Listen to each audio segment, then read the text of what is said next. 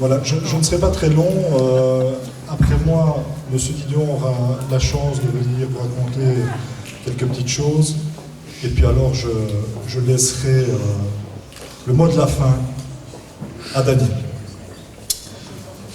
Avant de commencer cette brève allocution, je me dois de relayer les excuses de M. Germès, mandaté par Mme la ministre Schins. Celui-ci est absent ce soir et sera représenté par M. Paulus, qui, outre sa fonction, nous fait l'amitié de répondre présent.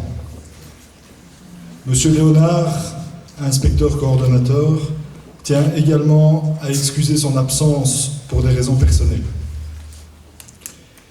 M. Paulus, Monsieur le député honoraire, que j'ai vu tout à l'heure, chers collègues, chers amis, cher Daniel, de manière plus protocolaire, mesdames et messieurs, en vos titres et qualités. Nous sommes toutes et tous réunis ce soir pour fêter un départ, une nouvelle étape, bref, une nouvelle vie. La nouvelle vie d'un homme qui a marqué à jamais cette école.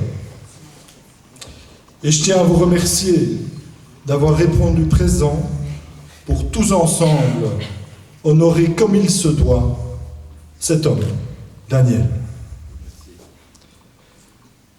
Daniel, je me souviens de notre première rencontre. Elle a eu lieu dans le courant de l'année 2009, c'est pas très lointain. C'était lors d'une réunion au campus provincial. Et je me suis dit à ce moment, quel personnage ce monsieur. Et le temps a démontré que tu es une personne, mieux, une personnalité, que l'on ne peut oublier.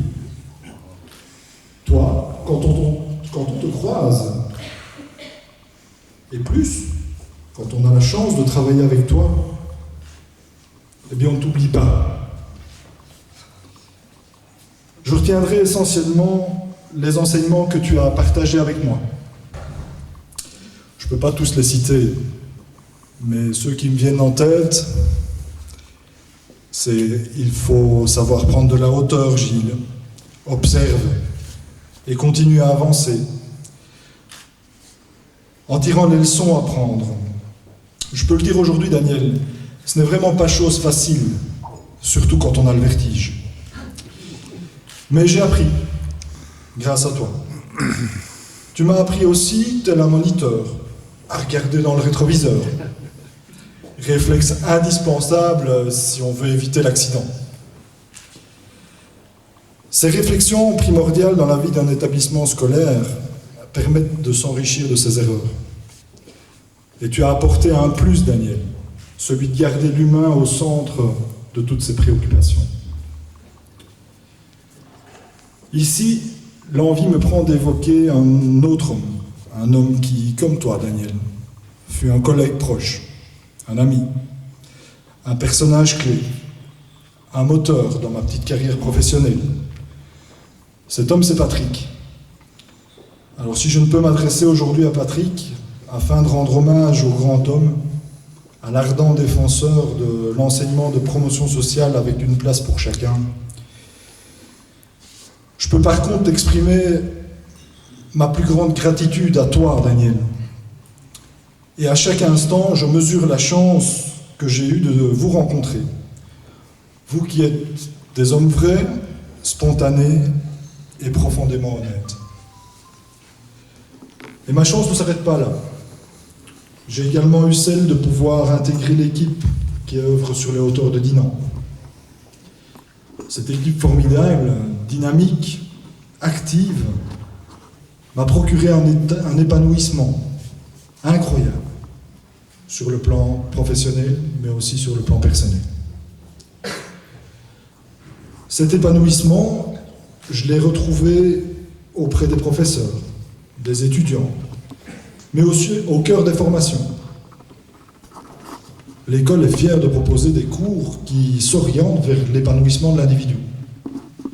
Cette culture, je souhaite la faire perdurer dans le temps et ainsi pérenniser le travail titanesque que tu as réalisé durant ces 20 ans. Trêve de discours, je vous l'avais dit, je ne serai pas long.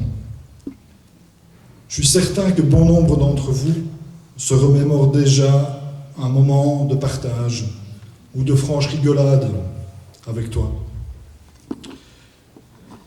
Pour vous rafraîchir la mémoire, je laisse maintenant le soin à Philippe Didion d'évoquer quelques anecdotes qui ont marqué la carrière de Daniel.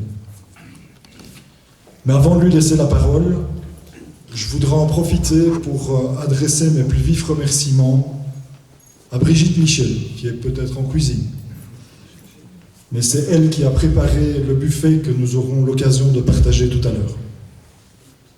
Voilà, maintenant je vous remercie toutes et tous pour votre attention et je vous souhaite une agréable soirée.